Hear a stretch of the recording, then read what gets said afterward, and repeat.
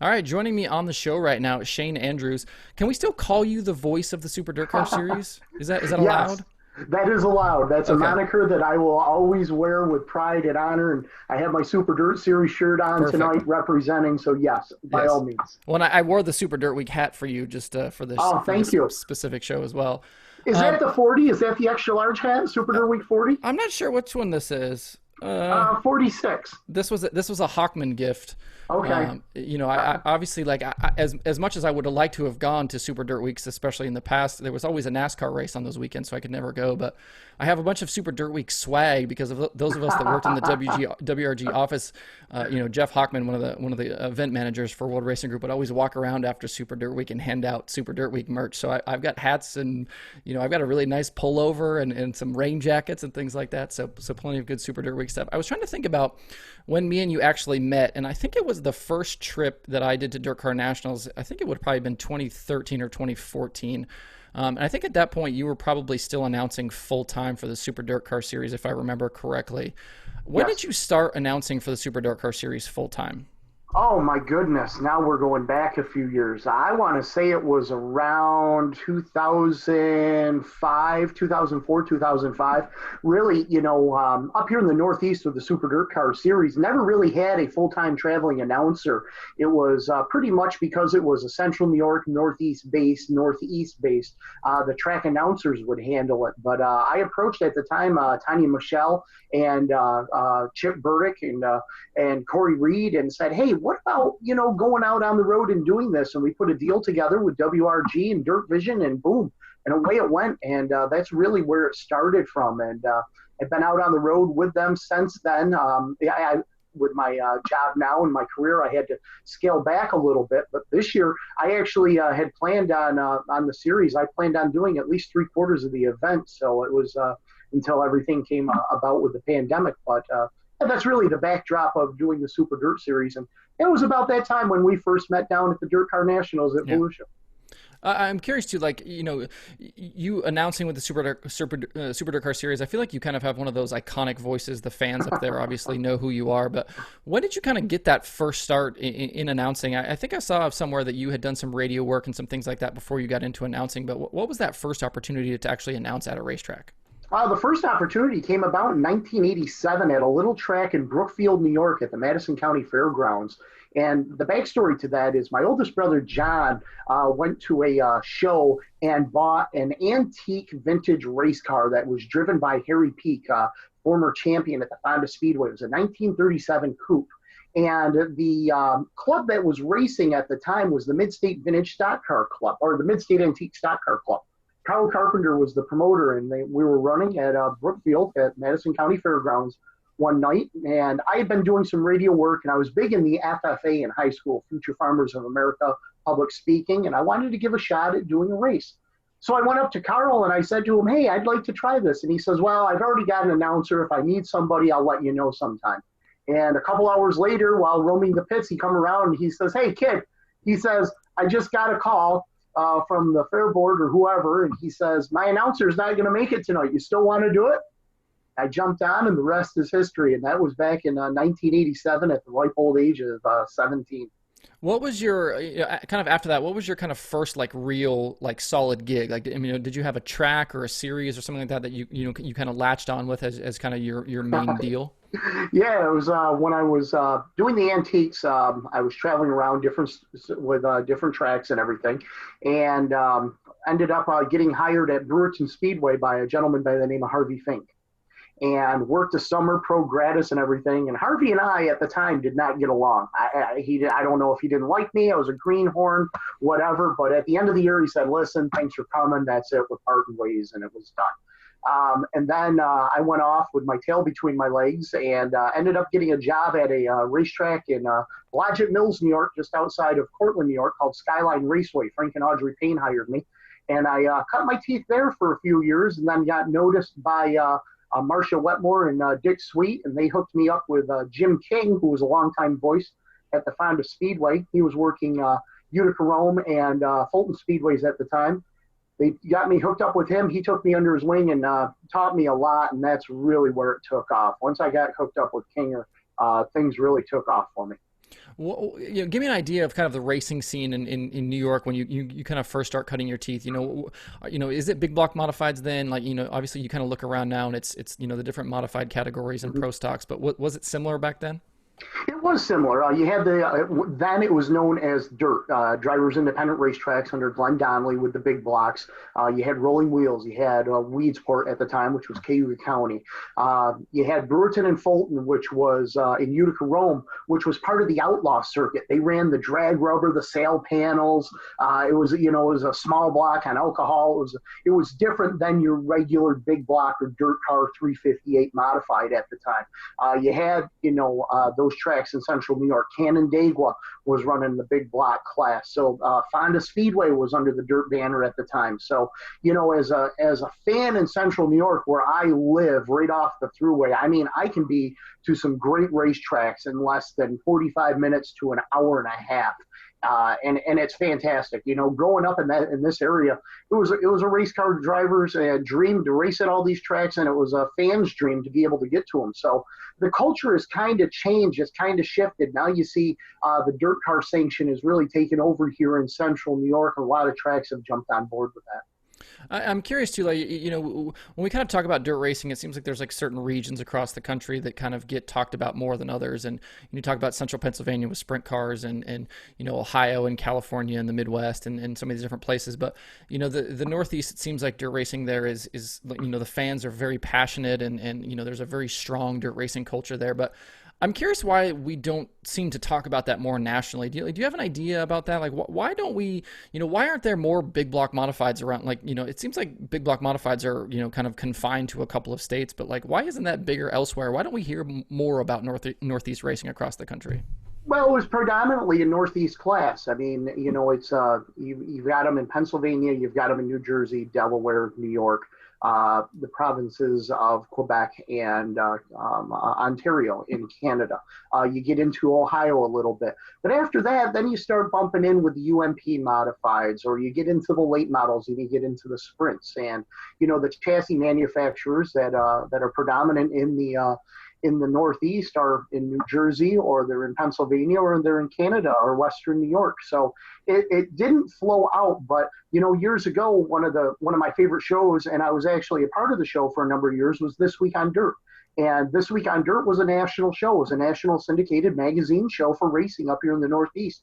And, we really took off with that. The first year we went to Eldora with the big blocks in 2003, there was a caravan of us and we stopped, and I can't even remember the town, Justin, but at the time I was doing a TV show at Weedsport every Sunday night called the Empire Dirt Series, and we were just featuring the 35 lap feature for the modifieds on Empire Sports in New York State, and then it would be re-edited and it would be put on Speed for the following week, so it was going out nationally. And we're on our way out to Eldora, and we stop at a Buffalo Wild Wings of all places. And you know how they have those big 80-inch screen TVs up there? They're showing our race. And we thought that was pretty cool. But the coolest thing about it was when we came back from commercial, there I am larger in life on this TV screen. And I can remember Corey Reed to this day standing on the bar stool screaming, that's him, pointing at me. That's the most embarrassed I'd ever been. But the reason I tell that story is that was the reach that we were grabbing and we were getting on that national level. We were just starting to get after that. And we still get the coverage. I mean, the Billy Whitaker Cars 200, the Apple Auto Parts Super Dirt Week is showcased every year and on national TV, whether it's on MAV and Speed Sport or not. It's shown, and we see it. People know who we are. And it's just a continual body of work to get it out there. Speaking of the TV stuff, that was another thing I kind of wanted to ask you about, getting those first opportunities to do TV. Do you remember what that first opportunity or first couple of opportunities was, and how important was that to you, as somebody who was an announcer, to kind of get those opportunities to be on TV? It was huge to me. The first TV experience I had was working with This Week on Dirt with Pat Donnelly, Glenn Donnelly, Terry Rumsey, who was receiving an award this year in the Northeast Hall of Fame. Working with them behind the scenes, doing the voiceover and editing for the Weekend Wars, or doing a voiceover for a Super Dirt Series race highlight or something along those lines. But my real big break was the first year that I got to do pit reporting for the 358 race at Syracuse, working with Eric Thomas and Gary Montgomery up in the booth, and myself and Andy Fusco were pit road reporters, and that was my first chance to do live TV. I had never done live TV until that day, and I'll tell you what, my stomach was flipping how nervous I was, and I can tell you after that race, I got really drunk just to calm down because I was on a high like no other. I had a blast doing it. When you get an opportunity to do something like that, especially in the beginning, this was kind of something I've asked a few different announcers about, but I know when I first started doing the podcast, like I wrote everything down. Like I wanted to make sure I had a note about everything. Was that something that you did similarly? Like, did you write down everything that you felt like you wanted to say? And I still do. Yeah.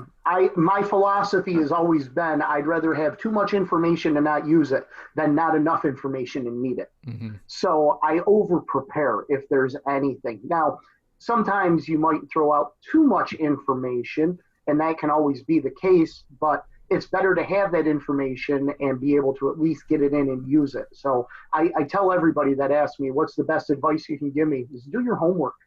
And know the players, have the knowledge, and it'll come out sometime during the broadcast. I know, like, a guy like Johnny Gibson that, announces for the World of Outlaws has, a huge spreadsheet, and, Blake Anderson has something similar. What does that look like for you? What do those kind of notes look like for you?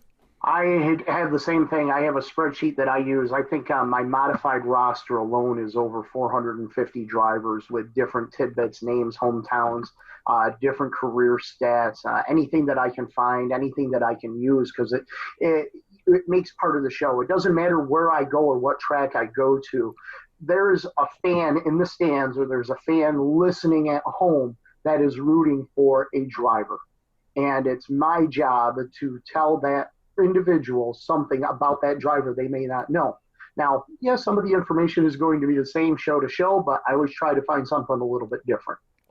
When you get started for a new season, or you're going to do a TV show, or you're going to go to Super Dirt Week and announce there, how much prep time do you usually spend to kind of get ready for something like that? I can tell you that every week I do statistics for up here in the Northeast, for the modifieds, for the sportsmen, the pro stocks. I spend at least 3 to 4 hours a week right now, even in a season where I haven't only been to one race in 2020 since the DIRTRACKR Nationals, still putting notes and statistics together. Because at any time when this finally breaks, I'm going to be ready, and I know other announcers are doing the same thing. So my better half, Beverly, always tells me, she says, it's like living with a race car driver, except you're not in the garage working on a car. You're sitting in front of a computer doing your notes. Yeah, absolutely. As you kind of look back over your career and all of the races you've called and all of the things that you've seen, are there races that stand out to you as particularly fun to watch, or something that you knew was historic at the moment? Yeah, I think one of them that jumps right out, I was pit reporter for the World of Outlaws at Eldora one year, and Steve Kinzer didn't like the invert, and he got really mad, and I had to interview him, and I thought he was going to put me in a full Nelson or body slam me there on the concrete in front of the grandstand. That's something that jumps out. Races that I've called, I have called so many good races over the years that it's really hard to pick one that stands out. One of my favorites was my favorite driver of all time. And I know we're not supposed to have favorites, but I'll admit it, and I have before. My favorite race car driver of all time is Jumpin' Jack Johnson out of Duanesburg, New York, the 12A. And any race that I did that he won was always a lot of fun. Whether I was working at Fonda Speedway or Utica Rome, had the chance to call one of his qualifying wins up at the mile for Super Dirt Week. So stuff like that, and always first-time winners. I like to see first-time winners of a series race. That's always fun. Demetrius Drelos last year at Albany, Saratoga, or Matt Williamson a few years ago at Merrittville Speedway. Just a couple that stick out that have always been a fun and just always stick in my mind. With all of the TV work you've done, you've obviously done, obviously not just Northeast divisions. You've done World of Outlaws races between sprint cars and late models and all kinds of different things. Is it different calling, different divisions? Is it harder to keep up maybe if the cars are faster or slower? Are there challenges to calling one division over another? Yeah, there is. And when the green flag drops, it's a race.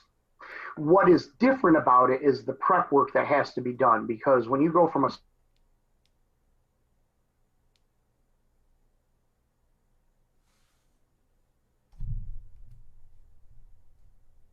Did I lose you, Shane? Little bit about each so you There he don't is. sound silly by any Hmm. means, shape, or form. That's the challenge. The tracks, that's, the tracks are the tracks. I've been on from quarter miles up to miles. The most difficult thing about doing a race on a mile track is you got to know what the cars look like a half a mile away in order to talk about them. Absolutely. In doing the pit stuff, kind of versus announcing, what are the different challenges of doing pit reporting versus kind of being in this, up in the announcer's booth? Not getting in the way. Mm. Is the big thing, really. Those guys have a job to do, and if they're doing a quick stop or something, you don't want to be in the way. If there's a crash and you want to get some information, you got to find the right time to get in and ask about what happened. And that's not only for the driver, but that's also for the crew members. As yourself as a crew guy, Hmm. you don't want a bunch of people hanging around your pit area getting in the way when you've got to go thrash on a race car and get it ready. But there's still a story to be told, and the most important thing is using the right judgment of when to get in to get the story. I know a big thing with announcers and pit reporters and things like that is those relationships that you have with drivers, with crew guys. How long did it kind of take you, once you kind of started doing this to, where you really felt comfortable approaching, the big name guys or, the crew chiefs and things like that to kind of go and get the things you needed? I can lean on that from the sprint car side. When I was doing the TV, it took a little bit because they didn't know me, and you have to build the trust. You don't want to tell somebody something that you think is going to be repeated when it shouldn't be repeated. And there are things that you are told in the pit area, whether you want to tell the story or not, that has to stay confidential. It's off the record, if you will. Hmm. And you have to earn the trust with the crew guys. The owners, the crew guys, the drivers, you have to earn that trust. And it takes a little time, especially if they don't know you. And the more they see you, the more they get exposed to you. And then they see your body of work. That's where the trust starts to come in. Because these drivers, these crews, they watch the shows, they watch the rebroadcast of it. They're looking at everything as just like we are. So that takes a little bit of time. Yeah. Kind of switching gears a little bit to more of things going on here recently. The Super DIRTRACKR Series starts out at Volusia in February. Those are non-points races, but obviously races Mm-hmm. nonetheless. And there's, traditionally kind of a big break before things really get started up, in the Northeast once things kind of warm up. Obviously with the pandemic this year, there has been virtually no racing. There's been one Super DIRTRACKR Series race and kind of looking across the Northeast landscape. I know a few tracks, kind of here and there have run. I know the Short Track Super Series has got some events in, but what's it kind of really like up there right now, and what are you kind of hearing, and what are you kind of expecting things to go like here in the coming days, weeks, months? Well, a lot of tracks have been running without fans. They've been doing the pay-per-view broadcast, and they've had good numbers with that from what I'm hearing. Car counts have been really good at the tracks that have run. The promoters are pleased with that, and it puts the promoters in a tough spot. Running an event without fans, it's tough, and it puts competitors. I can't imagine being having the adrenaline rush like you do behind the wheel of a race car, and there's nobody to watch you. Hmm. I can't imagine that. And I can't imagine being an announcer up in the booth just talking to no one. Yeah. But there are people listening out on the broadcast, so you still have to do your job just like the race car drivers do. Right now, some tracks have extended their season into September. They're going to run a little bit longer. Governor Cuomo up here in New York has extended the not so much a ban, but the policy of gatherings of over 50 people until September 19th. Hmm. So that takes away a lot of stuff that was going to be done around Labor Day, some of the bigger shows along those lines and everything. So it's still a waiting game, but the game time's going to run out. The sand's going to run out of the hourglass. I mean, September 19th doesn't seem like it's that far away, but boy, it's going to put a big damper on the season. Some tracks have already thrown in the towel and said, we're done. We're not even going to open. And that's unfortunate. How many races have you actually been to or seen this year? One. Just the single one? Single one, Bridgeport for the Super Dirt Series. That's been since Volusia. I spent time down in Volusia, but Hmm. just one. And I'll be honest with you, why I haven't gone to a track to see a race is I do not want to put myself and I don't want to put the track operators in a position of anybody being uncomfortable. I'm not a competitor at the track. I am not affiliated with any race team, so I don't want to overstep my boundaries with that. If I wanted to go to a track, I'm sure I would be welcomed with open arms, but I don't want to put myself or any of the track operators or drivers or crew members in that position. I don't want anybody to be uncomfortable by any means, way, shape, or form. Yeah. In, kind of talking about, me wearing the Super Dirt Week hat, have there been any rumors or talk about what's going to happen with Super Dirt Week in the future? Yesterday, it's funny you mentioned that, and you mentioned Jeff Hockman earlier. Jeff was just featured on a TV station up here in the Syracuse market a night ago. And right now, there's no decision on Super Dirt Week. Everything is moving forward. I know Jeff was supposed to have meetings with the Oswego County Health Board and officials up there. I do not know what took place in those meetings. But right now, I'm sitting here today telling you, Justin, I'm ready to go. I am expecting that we're going to be at Oswego for Super Dirt Week, and I plan on being there until I'm told otherwise. Yeah. In kind of talking about Super Dirt Week, the shift from, the fairgrounds over to Oswego and at the time obviously was a huge deal, and that event had so much history at the fairgrounds. But what do you kind of think is the view of fans from shifting from the fairgrounds over to Oswego, and how has the event been? Has it still felt like Super Dirt Week? Has it been the same, or is it noticeably different? It's a little bit different because it's at a different venue. Mm-hmm. It's no different than moving the Daytona 500 to Talladega. Mm-hmm. Okay, in that respect, which would never happen. But everybody has associated Super Dirt Week with Syracuse up until 2015, and I still fall into the category of saying, "Oh, Super Dirt Week at Syracuse." Well, wait a minute, it's not a Syracuse anymore. Yeah, it's Oswego. But that's what I grew up on. That's what I was programmed to. The event is still racing's biggest party. It kicks ass every year, really. Mm-hmm. And the first year we had our bumps. Yes, we did with the track. We know that the crowd came out. The next year and ever since then, since 17, 18, 19, the racing has been phenomenal. Oh my gosh, it's an announcer's dream. It's a race fan's dream. The racing has been incredible. And the 5/8 mile is more conducive to me for an event like that than the mile. The mile was unique. I'm not going to take anything about it. The mile was unique. The racing was different because it was a fuel mileage race. You had so much different strategy. But now you put everybody on that 5/8 mile, guys that, couldn't afford to run the mile are coming back and running Super Dirt Week. Hell, we had almost 100 sportsmen last year alone. We had over 300 competitors in 4 divisions.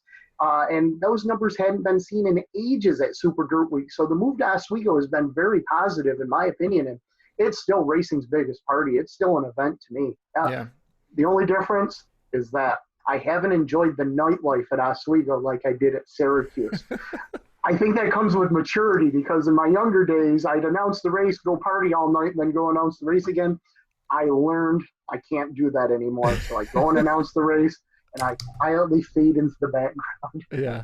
I always loved the, kind of watching from afar with the Super Dirt Week stuff is, the camper load-ins and, here the last couple of years where they've done the parades, with the race cars through town and all that type of stuff. It's like, it turns into a whole week of events and it's not just the stuff on the track, it's all the other things. And it's one of those things that I wish I would have gotten an opportunity, and I still would love to go up there and experience it, just because it seems like it's just so much damn fun. It is. It is a blast. It's a culmination of a year's worth of work for a lot of people around the Northeast and Canada. And that's one of the things that I've always enjoyed about it, is I get to see people that I don't normally get to see during the year. We all congregate at Super Dirt Week, and it doesn't matter if they're from Pennsylvania or New Jersey or Delaware or Quebec or Ontario. It's a melting pot of so many great people coming together for one common interest, and that's big block modified racing. It's a blast, and you ever get up there, please, by all means, come on up. You're getting right on the mic with us. Yeah. One of the things I often tell people, and one of the things that always blew me away about going to DIRTRACKR Nationals, and the couple of opportunities I got a year to see the big block modified, usually World Finals, DIRTRACKR Nationals, is, and when you see those cars up close, just how damn nice they are. Like those Yeah. guys, like I mean, those cars are spit shined, and I've been to a lot of races in my career. I've seen pavement races and dirt races and all this type of stuff. I don't know that you will find a nicer car out there than the big block modifieds. Like when you walk up on Brett Hearn's car and it's shining and it's it's got chrome. Like what Yeah. is it about those guys and keeping those cars so damn nice? It's pride, especially the two events or three events that you just mentioned, whether it's the Dirt Car Nationals, the World Finals, or Super Dirt Week. Those are three major races that our division, our main division up here in the Northeast, is featured on a national level. And these guys take pride in their equipment. They want to look sharp because they know that they are the focus for a little bit of time. The focus of the racing world is on them. Just like when we go to Charlotte for the World Finals, those guys know that when we hit the track out there on Saturday night and that grandstand and that backstretch grandstand is packed to the gills, all eyes are on them for 40 laps, and they appreciate it, and they want to represent well, and they always do. Absolutely. As you kind of, sat back this year and not having the opportunity to go to the racetrack so much, I'm sure you've watched some of the other things that have gone on. And Mhm. one of the things I kind of wanted to ask you about is the situation with Kyle Larson, obviously from him kind of jumping from car to car, and all the success he's had, and, this weekend kind of getting ready to go do the late model stuff at Port Royal. But it seems like there's guys in the Northeast that have kind of been doing similar things like that for a long time. And you kind of look at the Tim McCready's and the Stuart Friesens and things like that. How do you think Larson kind of compares to some of those guys? Oh, boy. Kyle Larson is in his own stratosphere. He is a racer's racer. I mean, he can jump in anything and be successful, and he's proven that. I want to see what he's going to do this weekend in the late model. If he wins a late model race this How weekend, wild will that Justin, be? wow. Yeah. I mean, they'll just put him on the Mount Rushmore of dirt Yeah. track racing. I mean, he'll be anointed. You know what I mean? Yeah. But you bring up a good point, but you look at the history of dirt car, if you will, over the years. Billy Pouch has won a World of Outlaws sprint car race. He's won a Super Dirt Series race. Tim McCready has won a World of Outlaws late model race. He has won a Super Dirt Series race. Tim Fuller has also done that. Stuart Friesen has won a big block race and a World of Outlaws sprint car race. I want to see somebody pull off the trifecta. We always talked about it. Yes, I Like, would like to see that. could we get somebody at World Finals to run all three divisions? And That how would be wild would cool. that be? I think Tim McCready, if you put him in a solid World of Outlaws sprint car and gave him enough races, I think he could win one of those events and be Yeah. the first driver to win in the three major series under the World Racing Group banner. Yeah. But Kyle Larson, I'm telling you put him in a big block modified, I think he could make that big block dance. Oh yeah. I'd like to see that. It would be I'm entertaining. throwing this challenge out right now to somebody. Put Kyle Larson in a big block modified for Super Dirt Week or the World Finals. I want to see it. Yeah, absolutely. Just a couple more questions, but I Sure. want to know, like, with all of the, the divisions you've seen, and obviously you're from the Northeast, so you're probably going to be kind of more biased that way, but do you have a favorite division? Do you have a favorite series as you kind of sit back and get a chance to watch all of this stuff? I always grew up watching the modifieds, but I was always a sprint car fan too. I always loved the sprint cars, whether it was the 360s or the 410s. I always enjoyed watching them, whether the Outlaws were coming to town or we'd make a trip to Pennsylvania down to Williams Grove to see them. Always a big fan of the sprint cars. The late models, when I was a kid, late model racing in the Northeast was actually the predominant division before the big block modifieds took over. And one of my favorite drivers of all time, Tommy Williams, was the first guy in the Northeast, or actually the first guy in New York State to have an actual Rayburn chassis. And this was back in 1979, 1980. And he could have went out on tour with the Have a Tampa series and did some damage, but he retired at a young age after winning multiple championships up here in central New York. So to answer the question, modifieds and sprint cars have always been my favorite, but I can tell you from being a track announcer at different tracks, there's always one division that I always just absolutely enjoyed and couldn't wait to see at that particular track. At Brewerton, it was the mod lights or the dwarf cars.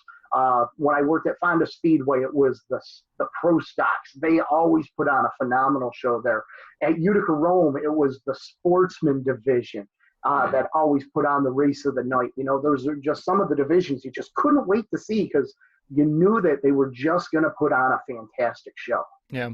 Kind of looking at the TV stuff, I want to kind of jump back to that. I was going to ask you about this before, but I forgot. In terms of like doing Open Red, like, you know, we always sat in that same studio that I'm sure you sat in plenty of times, doing VO work and doing that kind of thing.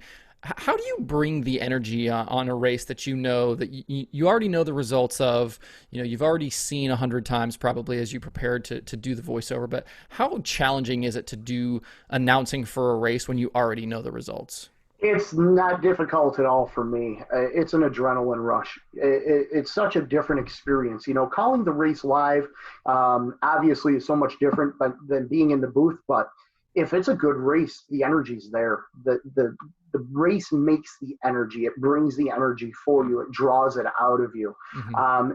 And it doesn't matter what division it is. If it's a good race, I'm going to be pumped up and psyched, whether I've seen it 100 times or 500 times. That's just the way that I am.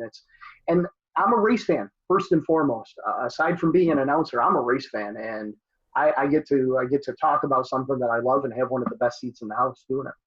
I'll let you go on this. What is something you haven't gotten to see yet, an event you haven't gotten to go to yet, a track you haven't gotten to see yet? What's kind of on that bucket list for Shane Andrews in dirt racing that you haven't gotten to do yet? I have not been to the Knoxville Nationals. Really? Really? Wow. Really? That's I've impressive. been to Knoxville. Yep, I've been to Knoxville. I did a couple of pit reporting stints out there for the Outlaws. Been to Knoxville, but not to the Nationals. So that's on the bucket list. And always wanted to get to Belleville. Always wanted to get to Belleville to see the midgets out there. Yep, Um, absolutely. and of course, I'd be a fool if I didn't tell you I want to get to the Chili Bowl too. You haven't been to the Chili Bowl? Never been to the Chili Bowl. See, Oh man. I actually have a full-time job, which a lot of people don't know. I Yeah. actually have a full-time job. I work for a fuel company. Hmm. So in the winter, that is our busy season, and it's kind of tough to get away. It's tough to get away for 1 week in Florida to go to the DIRTRACKR Nationals. It would be tough to say, hey, I need to go to Tulsa, Oklahoma for the Chili Bowl for 14 days or so. So I Yeah. gotta kind of pick my battles to keep the home fires burning correctly. Absolutely. Well, Shane, I certainly appreciate you taking some time, and hopefully things get a little bit better up there in the Northeast, and you guys can get some more races in, because we certainly miss it. It's one of the things that I you know, in kind of doing my daily show that I do, I've kind of missed not being able to talk about some of that stuff, because there's just so much good racing up there, and obviously we hope it comes back soon. Well, when we get fired up, we'll give you plenty of content to talk about. And Justin, thank you very much for having me on. Absolutely. Pleasure to catch up with you. Great to see you. Yep. Congratulations with the new endeavor and Yep. everything that you're doing. You are such a talent, and I always enjoyed working with you and crossing paths with you at World Racing Group, and really appreciate the opportunity to be on with you today. Yep. Well, thanks for the kind words, and we'll see you soon. Yes, you will. Thanks, Justin. All right.